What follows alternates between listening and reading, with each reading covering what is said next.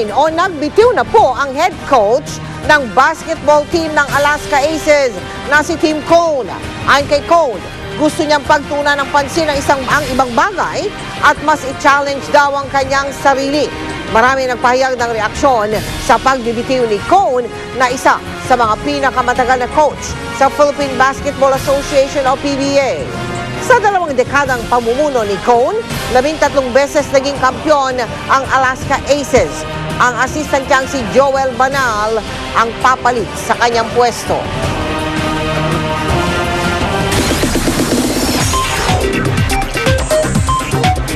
Chika Minute! Mas na-challenge daw si Elmo Magalona na nagalingan pa ang kanyang mga performance. Ito'y matapos mag-trending topic sa Twitter worldwide ang kanyang performance sa Eat Bulaga. Makichika kay Nelson Canlas. Naging hit ang number ni Elmo Magalona sa Itbulaga kahapon, kung saan kumanta at sumayaw siya ng hip-hop song na Teach Me How to Doggy. Teach me how to doggy, teach me how to doggy, teach me how to, teach me how to doggy. Nag-trend pa ito sa Twitter worldwide kahapon. Para masabing trending ang topic, kailangang may 1 milyong tweets at a given time patungkol sa isang usapin. Hindi makapaniwala dito si Elmo. I wasn't expecting anything like that because but it was about the number I did on Itbulaga. Hindi lang yung viewers yung natuwa, pero pati ako syempre ako natuwa dahil yun nakapag-perform ako ng number na gustong-gusto ko talaga. Dahil dito, lalo raw na challenge ang young rap artist. Mas ginanahan daw siyang pagbutihin ang mga bagay na labis na hinahangaan sa kanya. Syempre, dahil doon, kailangan ko pang syempre ipakita yung mas magandang I had to make it better pa than the last one, than the previous one.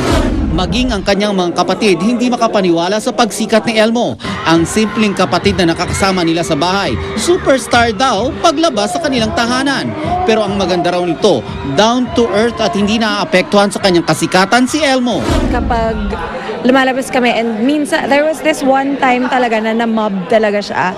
Ako syempre ate, talagang parang naging bodyguard talaga ako. Kasi the girls were going crazy and they were crying. Kasi Justin Bieber level.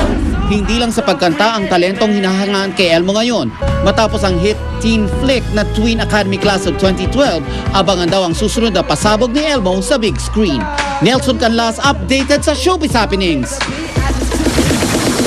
At yan po, may init kong chika this Thursday night. Tutok uli bukas for the hottest and showbiz dito lang sa Chika Minute. Ako po si Pia Guanyo. Mel? Mike? Maraming salamat, Pia. Pumasok na po ang bare months, mga kapuso. At kasabay po niyan, siyempre, nagsimula na rin ang bentahan ng mga dekorasyong pampasko. Mula sa Gilmore, sa Quezon City, nakatutok live si Bernadette Reyes. Bernadette? Mel, Mike, dito na ata sa Pilipinas ang maituturing na pinakamahabang selebrasyon ng Christmas season dahil ngayon pa lang, unang araw pa lang ng Burr Month ay ramdam na ng marami at tinatawag na Christmas spirit. Maulan man ngayong araw sa Metro Manila, hindi nito napigil ang pagkutitap ng paligid ng Barangay Valencia sa Quezon City dahil sa mga naggagandahang display ng Christmas decor. Pagtungtong daw kasi ng Bare Months, may mga namimili na ng palamuti. May promo pa nga sila sa mga early birds.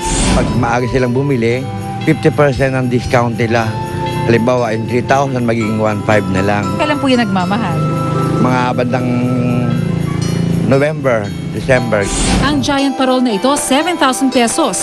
Pero kung ngayon bibilhin, 3,500 pesos na lang daw. Gawa ng mga taga-barangay Valencia dito sa Quezon City itong mga nagagandahang parol na ito. Pero alam nyo ba, may mga disenyo dito na mula pa sa mga malalayong probinsya tulad nito na yari sa pinagkabit-kabit na mga shells. 1,500 pesos ang bentahan nito pero ngayon, half the price lang. Makakabili rin ng parol na yaring copy sa halagang 900 pesos lang. Best seller pa rin daw ang mga disenyo ng Nativity, Single Star at Star of David. May mga bagong disenyo rin na dapat abangan tulad ng 8-feet giant star.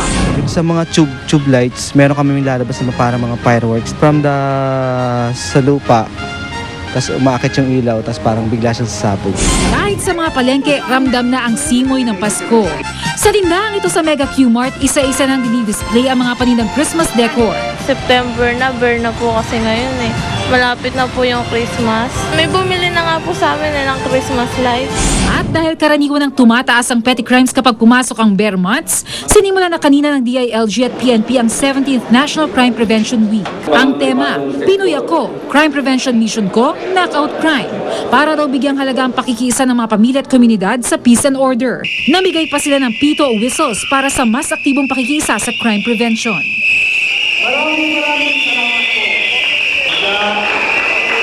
Hanggang hating gabi bukas yung mga bilihan ng mga parol dito sa Gilmore Avenue. Pero pagsapit ng November, 24 oras ng bukas sa mga pamilyan dito. Pero Mel Mike, kung meron na kayong budget ngayon, mas mabuti na mamili na kayo at tiyak na makakatipid kayo. Mel Mike? Maraming salamat sa iyo. Ayan ha mga kapuso, 114 days na lang at Pasko na. Maraming salamat, Bernadette Reyes. At yan po mga balita ang aming tinutukan sa nakalipas na 24 oras. Maraming salamat sa inyong pagtitiwala mula sa tahanan ng katotohanan. Ako po si Mel Tiangco. Ako po si Mike Enriquez. Ito ang GMA. Walang kinikilingan, walang pinoprotektahan. Walang kasinungalingan, serbisyong totoo lamang. At dahil hindi natutulog ang balita, Nakatutok kami 24 oras.